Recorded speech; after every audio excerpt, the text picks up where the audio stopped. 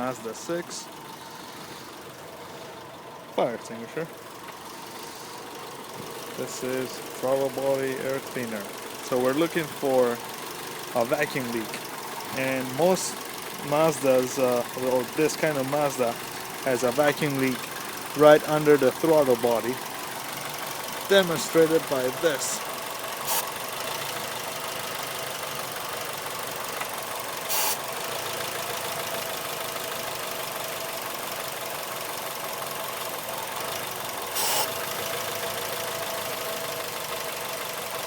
You can hear that the RPM goes up for a second or two right after we spray underneath there. And I believe, from what I've seen on the forums, that it's a PVC vacuum tube underneath the throttle body that needs to be replaced.